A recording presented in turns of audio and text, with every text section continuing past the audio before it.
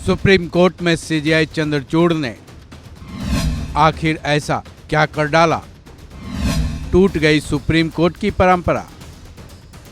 Supreme court के CJI D Y Chandrachud के बदलते मिजाज से सब वाकिफ हैं। कभी वो इतना गुस्सा कर जाते हैं कि कोर्ट में दलील दे रहे वकीलों को भी नहीं बख्शते, उनको डांट पिलाने में जरा भी गुरेज नहीं करते। वहीं कभी वो इतने मजाकिया अंदाज में होते हैं कि कोर्ट रूम में भी उनका ये अंदाज देखने को कभी कभार मिल जाता है। लेकिन मंगलवार को सुप्रीम कोर्ट में कुछ ऐसा हुआ कि वो वाकया अब चर्चा में है।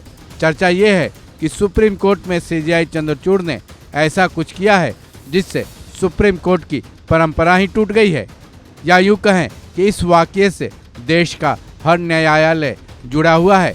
अब सवाल ये है कि आखिर ऐसा क्या हुआ कि सीजेआई जैसे गंभीर पद पर बैठे डीवाई चंद्रचूड़ को कोर्ट की परंपरा को तोड़ना पड़ा। चलिए जानते हैं।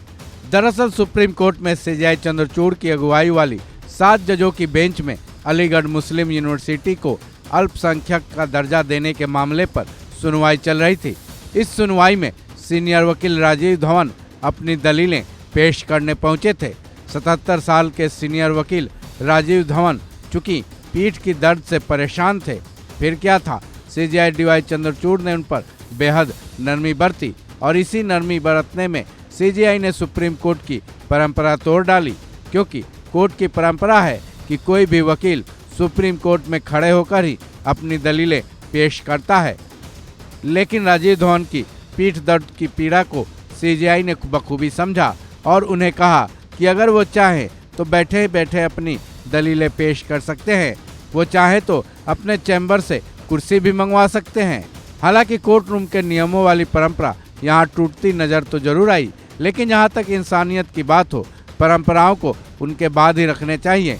शायद यही सोच सीजेआई चंद्रचूड़ की रही हो, तभी तो सीनियर लॉयर धवन की पीठ की दर्द को देखते हुए उन्होंने परंपरा का ख्याल नहीं किया और इंसानियत का धर्म निभाया।